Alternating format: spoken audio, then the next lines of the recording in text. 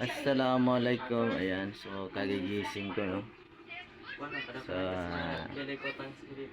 routine na po ng ating tiyan. So tumaba na naman ng ating tiyan, nagkaroon ng buyad sa bilbil, malaki naman ng bilbil. So ayan, papalitin natin to sa pamamagitan ng ahos or bawang. So mga 1 month na mag-take tayo ng bawang or ahos. Ayan. Ayan, okay.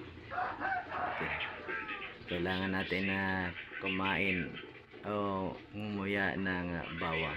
Tested po yan, pampaliit ng tiyan.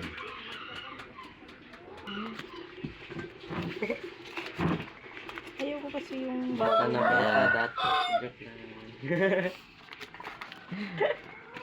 So ayan, nag-floated yung ating tiyan. Lumaki naman yung ating tumaba tayo, no. So kailangan natin magpaliit ng bilbil. So ayan, ganito lang po ang inyong gawin. Tested po ito. Tested po na kahit hindi ka mag exercise, ililiit talaga ang katawan mo. Mga 1 month or siguro mga sobra 15 or 20 days, ganyan,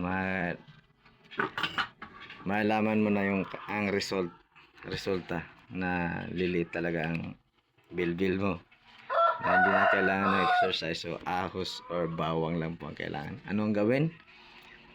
Ngunguyain, ganito.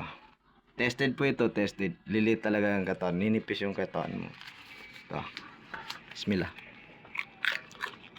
Ew. What?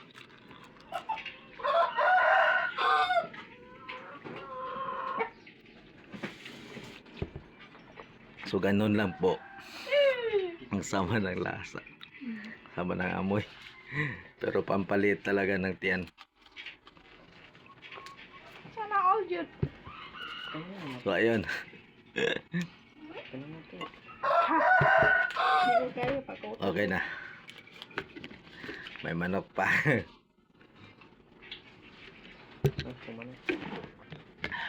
Yan, araw-arawin natin to. Hindi na kailangan ng exercise.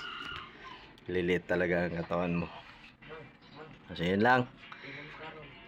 Sa gustong gumaya sa akin,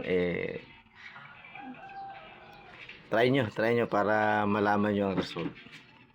Pag mataba ka, malaki ang tiyan mo, try mo everyday. So ayan, okay na. Bye bye.